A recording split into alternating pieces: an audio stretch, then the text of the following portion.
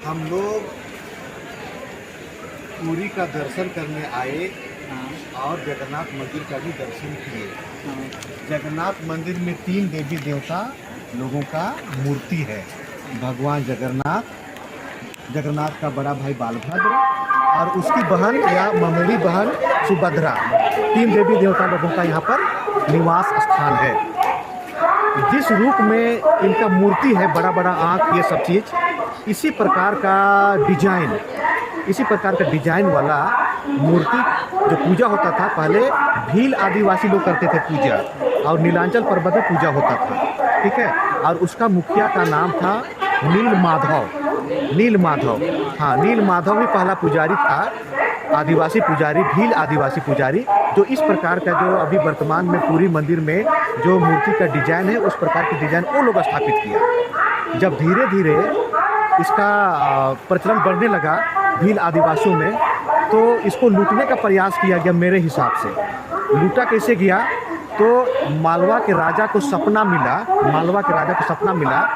और सपना में यह मिला कि हे राजा, तुम फलाना जगह जाओ, नील माधव के पास जाओ, और वहाँ मेरा एक मूर्ति है, उसको तुम वहाँ से लूट के लाओ और यहाँ पर समुद्र किनारे तुम स्थापित करो। ऐसा सपना मिला मालवा के राजा को। तो मालवा के राजा एक पंडित को लगा दिया कि देखो नील माधव कहाँ पर पूजा करता है। तो बोला कि ठीक है हुजूर, हम पता कर लेंगे। तब आया वो, उसके बाद खोजते चला गया और नीलांचल पर्वत के पास नील माधव आदिवासी के पास पहुंच गया। और पहुंचने के साथ वहां पर वो पंडित बड़ा तरीका से उसको खोजा। सबसे पहले पंडित आया और नील माधव को बेटी से विवाह रचाया, ठीक है। विवाह रचाने के बाद नील माधव का दामाद हो गए, वो उसका घरे में रहा, और वह पंडित बड़ा जिद किया कि वो मूर्ति कहाँ पर है, वो बताबे न करे, फिर भी है ना, वो पूछ लिया। तो बोले कि रात में हम तुमको ले जाएंगे। तब फिर पंडितवा का उपाय किया, मकई का दाना या गेहूं का दाना पॉकेट में रख लिया रात में, और फिर चलो तब दिखाओ। तो जैसे जैसे उसकी बेटी पहुंचाते जा रही है, कुछ दाना को गिराते चला गया। उसके बाद सुबह क्या हुआ, ये बेटा दाना खोते जाके खोज लिया उसको, और मूर्तियाँ चुरा लिया। वो पंडितवा ना मूर्ति चुरा लिया मूर्ति को। उसके बाद ले गया राजा के पास और बोला कि हुजूर देखो, मूर्ति हम आपके पास ले लाए। तब फिर मैंने सपना मिला उसको कि मैंने कृष्ण भगवान क्या है, मैंने तुम्हारा विष्णु अवतार हुए। तो भगवान विष्णु बड़ा नाराज हो गए कि मेरा एक अच्छा पुजारी था नील माधव, हमको पूजा सेवा करता, तो उसको भी लूटपाट के लोग ले गए ऐसा। तब फिर ये लोग वहाँ पर पहुँचा दिया मूर्तियाँ को फिर से। लेकिन फिर उसको सपना मिला कि तुम उसको भी शामिल करो पूजा पाठ में। उसके बाद हम तुमको एक यहाँ पुरी में जो स्थापित होगा भव्य मंदिर, वहाँ पर तुम हमको बड़ा रूप में उसको स्थापित करो। उसके लिए सपना में मिला, तो उसके लिए हम एक बहुत बड़ा लकड़ी द्वारिका से भेज रहे, जो बुहाते सागर के तट पर आके यहाँ पर रुकेगा, जहाँ पर हम लोग नहाए उहाए, ठीक है। वहीं पर रुकेगा बड़का सा एक लकड़ी, उसको तुम जाके ले लाना और उसी लकड़ी को मूर्ति बनाना। इस प्रकार को उसको मिला। तो राजा आया दल बल के साथ। उसके बाद फिर देखा कि लकड़ी तो आया हुआ है, तो चलो उसको उठा के लाते हैं। अभी हजारों आदमी लकड़ी को उठाने नहीं पाया। तो फिर नील माधव अकेले आदमी आया, आदिवासी, साला पूरा उसी करके लाया लकड़ी को, अकेले लाया पूरा एकदम, और वहाँ पर स्थापित किया। उसी समय से इस मंदिर में आदिवासियों के लिए भी जगह है।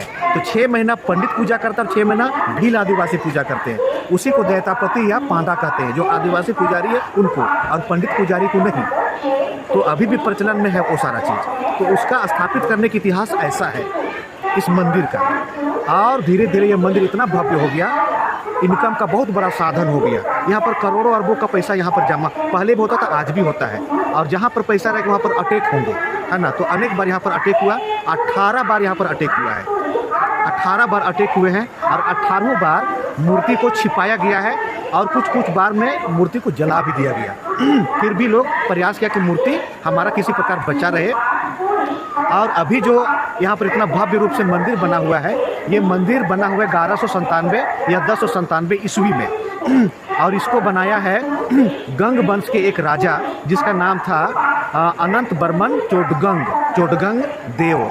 उन्होंने इस मंदिर को भव्यता दिया है। उसके बाद उसका बेटा जो बनाया, उसी समय से मंदिर आज तक बरकरार है, इतना भव्यता के साथ। तो धीरे धीरे इसका प्रसिद्धि पूरा फैलते गया, और आज इतना फैल गया कि यहाँ पर ट्रेन चलती है और दुनिया भर का आदमी अप डाउन करते हैं। उसी सिलसिले में हम लोग भी आए और देखे। तो मंदिर का निर्माण इस प्रकार से हुआ है, आज भी बरकरार है। और इस मंदिर के चलते पूरा ये पुरी का पहचान मिला है। और लोग यहाँ पर श्रद्धा के साथ लोग आते हैं। हिंदू मान्यता के अनुसार हमारे देश में 4 धाम है। पहला बद्रीनाथ, दूसरा द्वारिका, तीसरा पुरी और चौथा रामेश्वरम साउथ इंडिया में, है ना। तो हिंदू मान्यता के अनुसार 4 को धाम है और ये लोग अपने ग्रंथ में बोलते हैं कि प्रत्येक हिंदुओं को 4 धाम में जाके, है ना, पूजा पाठ करनी चाहिए ताकि उसको मोक्ष की प्राप्ति प्राप्त होने पाए और सहयोग मिलने पाए।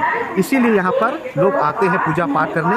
एक मोक्ष का धाम हो गया ये। उसके बाद विष्णु अवतारित यह है कि विष्णु ने माने वहाँ पर स्नान किया, कहाँ पर बद्रीनाथ में, द्वारिका में कपड़ा पहना, पूरी आके खाना खाया और रामेश्वरम जाके सो गया। इसलिए खाना यहाँ पर पूरा मिलता है, बाकी जगह खाना नहीं मिलेगा। तो यहाँ पर खाना खिलाने का रिवाज है। क्यों? क्योंकि मान्यता के अनुसार भगवान यहाँ पर खाना खाए थे, इसलिए जो कुछ भी आएगा उसको खाना खिलाया जाता है। बाकी जगह ऐसा भरपेट मुर्ख खाओ ऐसा चीज़ नहीं है, इसी जगह है। तो हमारे देश की मान्यता है ना। तो यही सब चीज़ है। फिर कभी मौका लगेगा तो बताएंगे तुम लोग क्लास में।